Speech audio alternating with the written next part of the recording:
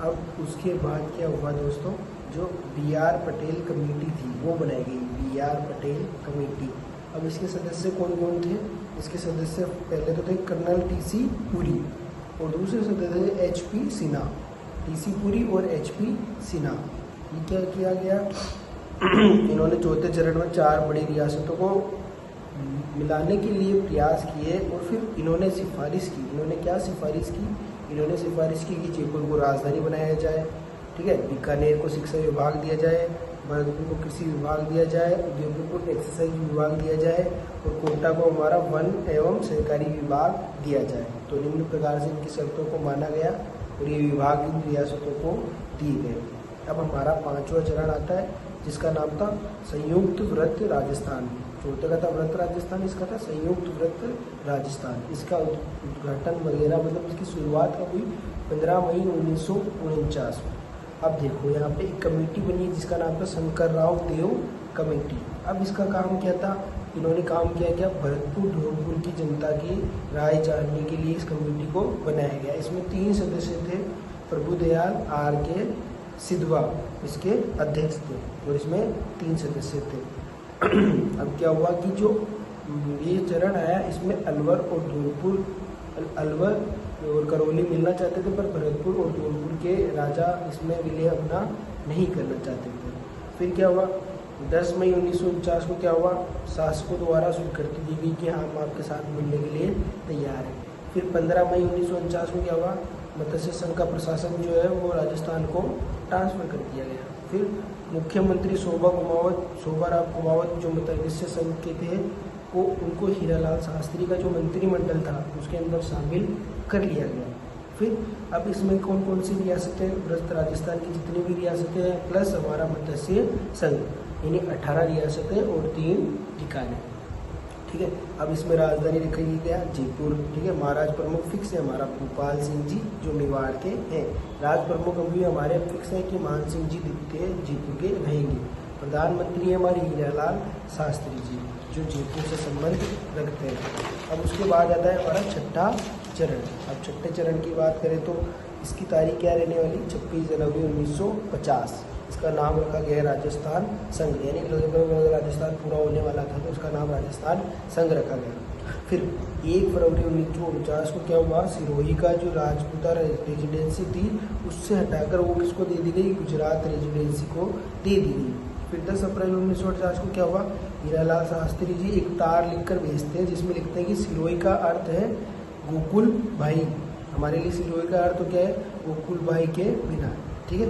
फिर क्या हुआ? 8 नवंबर 1948 को क्या हुआ? सिरोही प्रशासन भारत सरकार को दे दिया गया। फिर क्या हुआ? आंदोलन हुआ तो क्या हुआ? 26 जनवरी 1956 को क्या हुआ कि आबू और देलवाड़ा बम्बई में मिला दिए गए और उसके अलावा जो सिरोही बचा वो राजस्थान को दे दिया गया। इसमें हातल गाँव भी आता है। बट क्या हुआ? फिर उससे भी बड़ा आंदोलन हुआ और उस आंदोलन में भाग लिया किसने? हमारे गोकुल भाई भट्ट ने और बलवंत सिंह मेहता जी ने। फिर क्या हुआ? इसके बाद जो ये जो 6ठा चरण था इसके अंदर हमारी रियासतें रहने वाली थी संयुक्त व्रत राजस्थान प्लस सिरोही, यानी इसके अंदर सिरोही भी अब शामिल हो चुका है। मुख्यमंत्री हीरालाल शास्त्री जी थे, महाराज प्रमुख भोपाल सिंह थे और राज प्रमुख हमारे मान सिंह द्वितीय थे। राजधानी हुई हमारी जयपुर की जयपुर थी। अब क्या हुआ? राज्य पुनर्गठन आयोग। राज्य पुनर्गठन आयोग का गठन कब किया गया? 22 दिसंबर 1953 को, ठीक है। फिर किसकी अध्यक्षता में? न्यायमूर्ति फजल अली की अध्यक्षता में। इसके सदस्य कौन थे? हत्तेनाथ कुंजरू और सरदार पन्नीकर। नवंबर 1956 को क्या हुआ? राज्य पुनर्गठन अधिनियम आया। फिर क्या हुआ? हमारा अब 7वां चरण आता है। 7वें चरण में बात करते हैं तो इसकी तारीख रहने वाली 1 नवंबर 1956 और इसका नाम रखा गया वर्तमान राजस्थान जो भी हमारा अभी प्रेजेंट में है। अब क्या हुआ? अजमेर में 1952 में चुनाव हुआ क्योंकि अजमेर एक केंद्र शासित प्रदेश था और वो उस टाइम भी भारत की सरकार द्वारा चलाया जा रहा था। तो वहाँ पर एक चुनाव हुआ और वहाँ की जो सभा थी उसका नाम था धारा सभा, जिसके अंदर हमारे धारा सभा बनाई गई चुनाव के बाद, जिसमें 30 सदस्य थे और वहाँ के जो मुख्यमंत्री थे इकलौते और प्रथम, उनका नाम था हरिभाऊ उपाध्याय। फिर उसके बाद क्या हुआ? 1 नवंबर 1956 को राज्य पुनर्गठन आयोग की सिफारिश पर अजमेर, मेरवाड़ा, माउंट आबू और हमारा देलवाड़ा इन सब का विलय भी राजस्थान के अंदर किया गया। और इसी के साथ जो मध्य प्रदेश के मानपुरा तहसील का सुनील टिप्पा गाँव है उसको राजस्थान में मिलाया गया और राजस्थान के कोटा का जो सिरोज है वो मध्य प्रदेश को दिया गया। फिर 1 नवंबर 1956 को क्या हुआ, राजप्रमुख का पद बदलकर राज्यपाल में बदल दिया गया। और हमारे प्रथम राज्यपाल कौन थे, आप सबको पता है, गुरुमुख निहाल सिंह। फिर उसके बाद मुख्यमंत्री, हमारे नए मुख्यमंत्री बने जिनका नाम क्या था, मोहनलाल सुखाड़िया। अब क्या हुआ, 1957 में क्या हुआ, पी सत्यनारायण